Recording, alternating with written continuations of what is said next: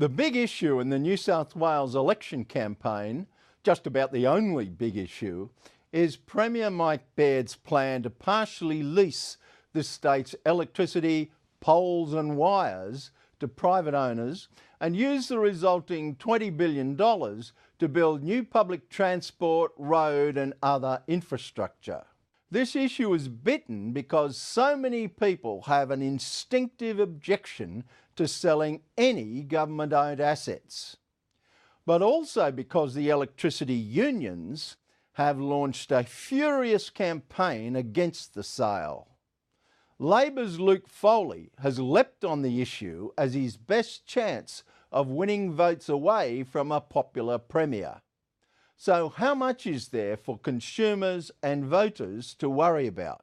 Not much, unless you happen to work in the industry. Labor and the unions claim the electricity prices will jump if the poles and wires are taken over by private owners. It sounds like it could be true, but it isn't. The prices these businesses can charge are actually controlled by a national regulator, the Australian Energy Regulator. The regulator's draft decision says it intends to cut prices in the coming financial year, not increase them.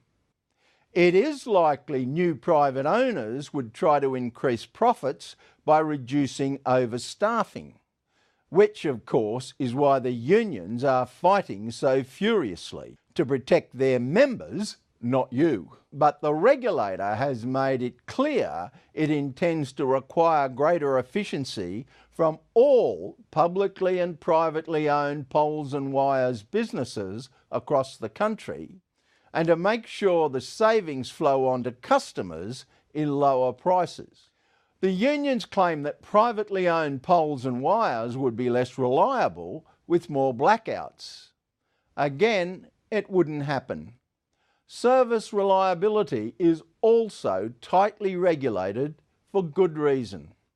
Governments of all colours know they get the blame if blackouts become a problem, and they risk being voted out. The unions say the loss of local jobs would be massive, but that's an exaggeration.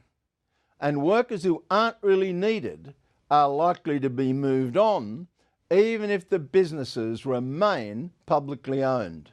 Customers have nothing to gain from continued inefficiency in the distribution of power.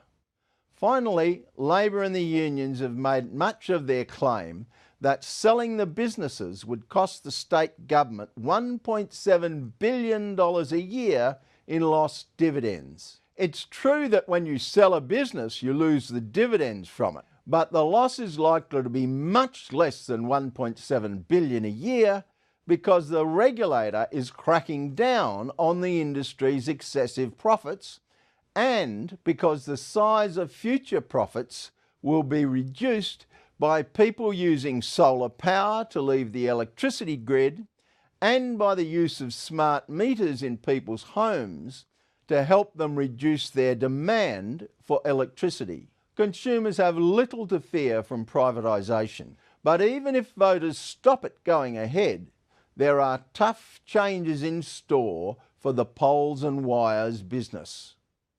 The status quo is not an available option.